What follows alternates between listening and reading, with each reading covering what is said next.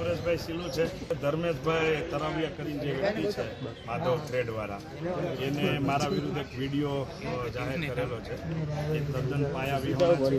એને ઘણા બધા આક્ષેપ કર્યા છે. એમાંનો એમ કહે છે કે ભાઈ રાજેશભાઈ સિલુ મને આવી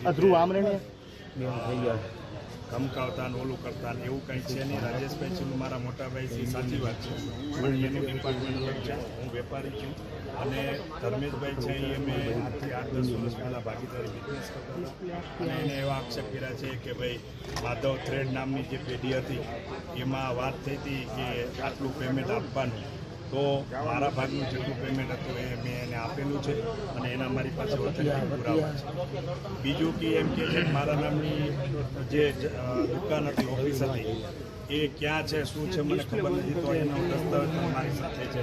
આપને કહો તો આપને બતાવી આપી કે મને એને દસ્તાવેજ કરી આપેલો છે અને એ પોતે સબ રજિસ્ટરમાં જાતે આવીને મને દસ્તાવેજ કરી આપેલો છે અને અમે એને વ્હાઇટનું બેંકમાં પેમેન્ટ પણ આપેલું છે.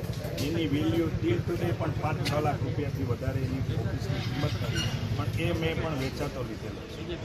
મારા ભાઈને ક્લબ પઠાણ થોડો હાથ તો નીચે રાખ. આબરૂ જે છે એ આબરૂ અમારા પરિવારની જાય એવો મને કોઈ કારણ ખબર નહીં. આપને ખ્યાલ જ હશે મીડિયામાં એમને જે કાંઈ અમારા ભાઈ સાથે રિલેશન છે, પણ એક ભાઈ તરીકેના છે, ધંધાના અમારે કોઈ રિલેશન નથી. માધવધારી ભેગી છેલ્લા 7-8 વર્ષથી રહી, પણ એને શરૂઆતથી અમે જોઈન થયા પછી થોડોક ટાઈમ જ કામ કર્યું છે અને મારા જે પૈસા છે પોતે પર્સનલ ગયા છે અને મારી પાસેથી અત્યાર સુધીમાં 82 લાખ રૂપિયા લઈ ગયા છે ભાઈ.